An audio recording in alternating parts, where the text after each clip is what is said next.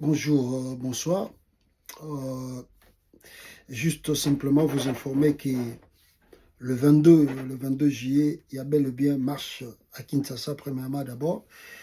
L'opposition a prévoyé qu'il déjà, Banila qui marche, ils ont reporté la marche.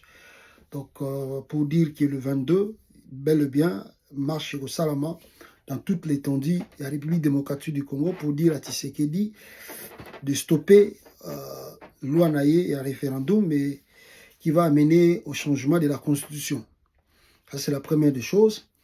La deuxième des choses, c'est que la situation sécuritaire dans le pays est bien. En tant que Sabinoté, certes, les gens qui vivent dans la capitale Kinshasa, comme Makambo, ils ont les cas en dehors, il y a capitale, ils ont minimisé en haut, surtout les gens qui travaillent avec Félix Tshisekedi, ils ont minimisé en haut, mais d'ailleurs, avant même de faire cette vidéo, même na Maniema, il y a les Wazalendo, parce qu'il y a aussi des Wazalendo na Maniema, que Tshisekedi lui-même a armé de ceux qui et même se sont autoproclamés des généraux de là-bas, na Maniema, Bazobunda, et ça lie en sorte que la population va déplacer vers où vers le sud Kivu. Donc, ils ont trop tendu, ça a duré 3 jours. L'armée n'a pas intervenu. Le chef de l'État lui-même, Tshisekedi, qui connaît ces gens, a rappelé on a ordre été. On ne sait pas qu'est-ce qui se passe. Donc, vous voyez que la situation n'est pas du tout bonne. Du côté Kalemi, Tanganyika, on écoute déjà de bruit que le gouverneur du Tanganyika a pris fuite vers le Lubumbashi. On n'a pas encore vérifié, mais il y a des rumeurs qui ont circulé comme ça. Même Eddie Capen, on ne le voit pas. Il paraît que Batouana Babatami, Bindani, Bazo Kima, paraît. On n'a pas encore de confirmation. Mais la situation n'a Kalemi pèse bien. D'ailleurs, on apprend encore, selon la rumeur encore, que même de militaires, Chouailifon surtout, et à côté Kuna, ils ne veulent pas se battre. Ils disent qu'ils ne vont pas se battre. Par rapport à quoi? Ils disent qu'ils ne sont pas prêts à aller à Baraka parce qu'il y a vraiment le front dans ce coin de Baraka et Bango, militaire, on a dit qu'ils sont prêtés. Il paraît encore qu'il y a eu échange de tirs entre eux, même on parle de perte de vies humaines. Donc ça montre qu'il y a la fragilité. De l'autre côté, au front, on voit des vidéos, même dans l'espace X, Twitter, dans le Facebook et partout ça circule, nos militaires de FARDC qui ça lamente, ils pleurent que Bazalina soutient totalité il y a gouvernement, il manque de munitions, il manque de rations, il manque presque tout. Et on a ils disent que Tozalakina Bangomba, on a frappé l'ennemi, mais on n'a pas compris comme il n'y a pas de renfort qui arrive. Nabato batindel biso ba encadrer biso et simbité tala toujours kima vers Sogi Bakoteni. Donc l'armée vraiment désemparée. Moi je dis une chose à Tshisekedi, même Kabila Ango Tobengaki Rwandais, mais l'armée congolaise n'a pas été humiliée jusqu'à la sorte. Vous sentez que l'armée congolaise a vraiment le lot humilié. Or, si on basa comme ça la humiliation armée, automatiquement basa humilier le président de la République. Et à travers toi, c'est le pays où tu allé le lot humilié.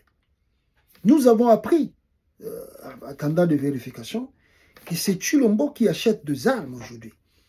Comme Frank Ntumba Bamunda, qui était chargé, il y a Rosoma Mindoki, Tshisekedi Kangaye, Yemoka Lobaki Liambongo, Frank Bamunda Liambongo. Lui-même, Tshisekedi a pris la charge.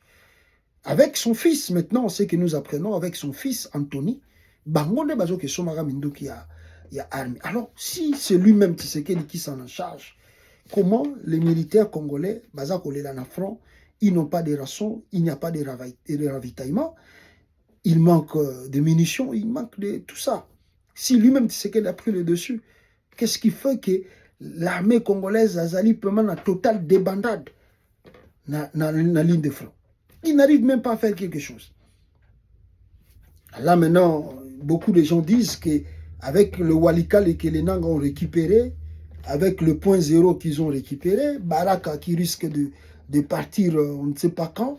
Mais la vérité en est que le chemin vers Kalemi, il y a d'autres même qui disent qu'ils sont déjà à Kalemi. Bakoko à Kalemi, et à travers Kalemi, on nous dit que les gens, Baraka plutôt, ils peuvent aller jusqu'à Namaniema, et à travers Walikale, on nous dit qu'ils peuvent aller, si c'est le Buku, si c'est le Boutou là-bas, pour aller vers Kisangani. Et là, les gens de Chilombo, au lieu de bien réfléchir, parce qu'il y a deux fronts, il y a deux fronts de l'AC64, la C64, qui revendiquent, qui manifestent le truc. Au lieu qu'ils réfléchissent, c'est que du plus les choses qui se passent à l'Est, non. Et ils sont toujours dans leur truc là, on va changer la constitution, on va changer la constitution. Et vous allez changer la constitution là par des rêves, d'autonini. Nous sommes l'accent que les tableaux rouges, sur le plan économique, social, parce que c'est ça des crises. Bato réfléchit que Tshisekedi va faire face de cela. Première crise, c'est la crise politique. Il y en a déjà, on a vu ces bandakala. La crise politique est là et ils ont s'amplifié encore les matin avec la C64 et des manifestations. La deuxième crise, c'est la crise économique dans le pays. Tout ne marche pas aujourd'hui au Congo. Regardez, l'économie du pays est par terre. Tout ce que l'FMI fait là, la Banque mondiale, ça c'est l'aventure, c'est pour endetter que le Congo. Congo est comme un pays sous-endetté et vous arriverez à un moment, vous n'arrivez plus à renverser cette dette-là et on commence à saisir vos minéraux, saisir vos biens là-bas. Et rien ne marche. Regarde, ils produisent quoi, ils font quoi. Il n'y a pas de société où il y a un Congo et où il y a rien, rien. 8 ans après, Tshisekedi président. Et la troisième des choses, c'est la crise sociale. Parce que quand le peuple n'a plus rien, et quand, regardez, je vais vous dire quelque chose.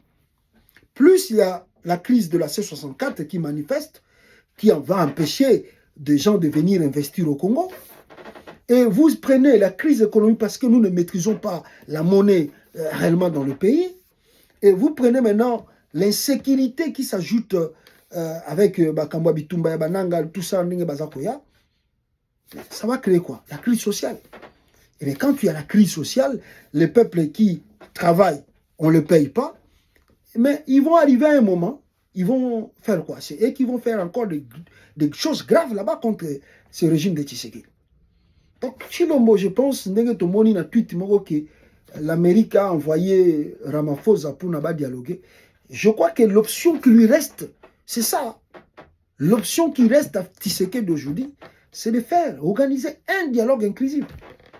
En dehors de ça, bon, s'ils veulent faire la tête dure, on verra. Comme on dit des fois, le fondament d'un tabac, le colonamo takoni. Et il y a l'adage qui dit, Sogomoni conseille et l'équipe trop aux opé samtazogate, attend les conséquences, peut-être vous réfléchiriez, tant que vous connaissez. Merci beaucoup.